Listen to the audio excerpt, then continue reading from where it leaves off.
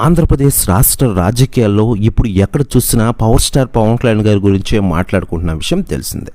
ఇక అదేవిధంగా పవన్ కళ్యాణ్ గారి కొడుకు అఖిలానందన్ గురించి కూడా మాట్లాడుకుంటూ ఉన్నారు. ఇకపోతే జనసేన 2014లో స్థాపించి 2019లో మొదటిసారి ప్రత్యక్ష ఎన్నికలకు వెళ్ళారు. 2024లో 21 సీట్లతో పోటీ చేసి 21 మందిని గెలిపించుకుని ఆంధ్రప్రదేశ్ అసెంబ్లీకి వెళ్ళారు. దానికి అదనంగా 2 పార్లమెంటు స్థానాలు కూడా జనసేన పార్టీకి దక్కిన విషయం తెలిసిందే. ఇక ఈ నేపథ్యంలో పవన్ కళ్యాణ్ తెలుగుదేశం, బీజేపీ, జనసేన కూటమిలో ముఖ్యుడిగా మారిన విషయం మనకందరికీ తెలిసిందే. మరోవైపు పవన్ కళ్యాణ్ గారికి ఆంధ్రప్రదేశ్ క్యాబినెట్లో చోటు లభించింది. డిప్యూటీ సీఎంగా ఆయన హోదా ఇచ్చిన విషయం తెలిసిందే. మరొక 3 శాఖలు కూడా ఆయనకు కేటాయించారు.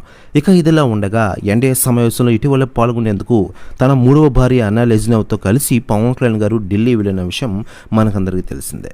ఇక వారి వెంట కుమారుడు అఖిలానందన్ కూడా ఉన్నారు. ఇకపోతే అఖిలానందన్ త్వరలోనే సినిమాలోకి ఎంట్రీ ఇస్తానంటూ చాలా రోజుల నుంచి వార్తలు గుప్పమంటున్న విషయం తెలిసిందే. పవన్ కళ్యాణ్ గారు ఎక్కడికి వెళ్ళినా అఖిలానందన్ వెంటనే ఉంటున్న విషయం తెలిసిందే.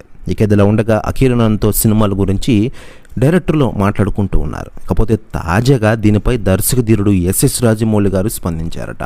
ఆయన మాట్లాడుతూ, ఈరోజు టాలీవుడ్ ఇండస్ట్రీలో పవన్ కళ్యాణ్ గారి కొడుకు అఖిలానందన్ పేరు బాగా వినిపెడుతోంది. నాకు ఛాన్స్ కనిస్తే అఖిలానందన్తో ఒక సినిమాని తీస్తాను, అద్భుతమైన కథను కూడా సిద్ధం చేస్తాను. ఇప్పటికే నాన్నగారితో మాట్లాడారా.